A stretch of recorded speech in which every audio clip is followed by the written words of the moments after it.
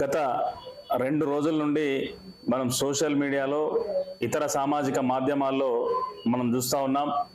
మరి జగిత్యాలలో all force కాలేజీలో ఒక విద్యార్థిని అదృశ్యమైనట్లుగా మనం వార్తలు చూస్తూ ఉన్నాం. మరి ఈరోజు ఆ విద్యా సంస్థల చైర్మన్ గారు మరి అలా ఆ సంస్థల్ని వదిలిపెట్టి రాజకీయాల్లోకి వచ్చి ఎన్నికల బరిలో నిలబడుతున్నటువంటి సందర్భంలో మరి రోజు వారిని మేము ఒక ప్రశ్నిస్తూ ఉన్నాం. అయ్యా, మీ కాలేజీలో గత 2 రోజులుగా ఒక విద్యార్థిని అదృశ్యమైనట్లుగా వార్తలు వచ్చినాయి. కనీసం మీ సంస్థ నుండి కానీ మీ నుండి కానీ మరి ఇది ఏ విధంగా జరిగింది, దానికి ఏం చర్యలు తీసుకున్నారు మరి అనేది ఎక్కడ కూడా మీరు ప్రకటించలేదు.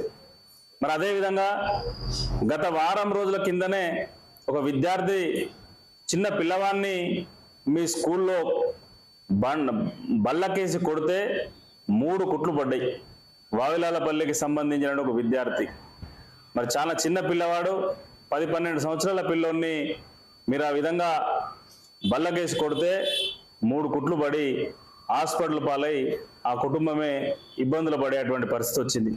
మరి గతంలో కూడా హుస్నాబాద్లో మీ ఆల్ ఫోర్స్ విద్యా సంస్థలో మీ ఒక టీచర్ కొడితే మొత్తం చేయంతా కూడా కమిలిపోయి వాతలు వచ్చేటువంటి పరిస్థితి వచ్చింది. మీరు ఇన్ని సంఘటనలు మీ సంస్థలో జరుగుతున్నా వాటి మీద ఎన్నడూ కూడా మీరు స్పందించకుండా వాటి మీద ఎన్నడూ కూడా ఆ కొట్టినటువంటి వాళ్ళను, ఇబ్బంది పెట్టినటువంటి వాళ్ళను మీరు ఏ విధమైన చర్యలు తీసుకోకుండా ఈరోజు నేను సమాజానికి సేవ చేస్తా అని చెప్పి దానికోసం నేను ఎన్నికల్లో బరిలో నిలబడుతున్నా, నేను ఎమ్మెల్సీగా పోటీ చేస్తున్నా అని చెప్పి ఆ సంస్థ చైర్మన్ చెప్తా ఉంటే వారు చెప్పే మాటలకు వారు చేసే చర్యలకు ఎక్కడ కూడా పొంతన లేదని చెప్పి మనకు అనిపిస్తూ ఉంది. అందుకే ఈరోజు జగిత్యాలలో ఆ కుటుంబం అంతా కూడా ఇబ్బందులు పడుతూ ఉన్నారు.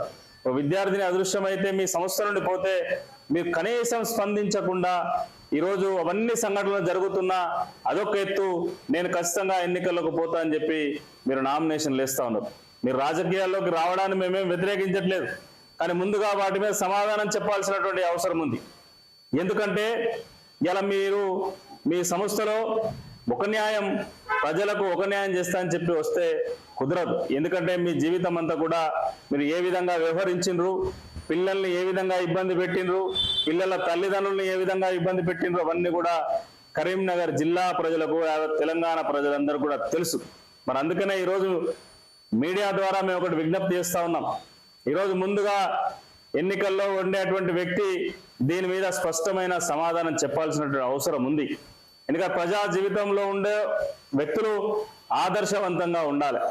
మనం గతంలో ఏం చేసినాం, ఏ విధమైనటువంటి సేవ చేసినాం, ఎందరికి ఫ్రీ ఎడ్యుకేషన్ ఇచ్చినాం, ఎందరికి మనం పేదవాళ్ళను ఆదుకున్నాం, ఎంత సామాజిక సేవ చేసినామని చెప్పి చెప్పడమే ఈరోజు రాజకీయాల్లో పనికొస్తుంది. కానీ తన చరిత్ర చూస్తే ఎన్ని కోట్లు సంపాదించినావు, ఎన్ని వందల కోట్లు వెనకేసుకున్నావు, ఎంతమంది పిల్లల్ని ఇబ్బంది పెట్టినాం, ఎంతమంది పిల్లల తల్లిదండ్రులు హింసించామనేటువంటి చరిత్రనే చెప్పుకునేటువంటి పరిస్థితి ఆల్ ఫోర్స్ సంస్థల యొక్క పరిస్థితి.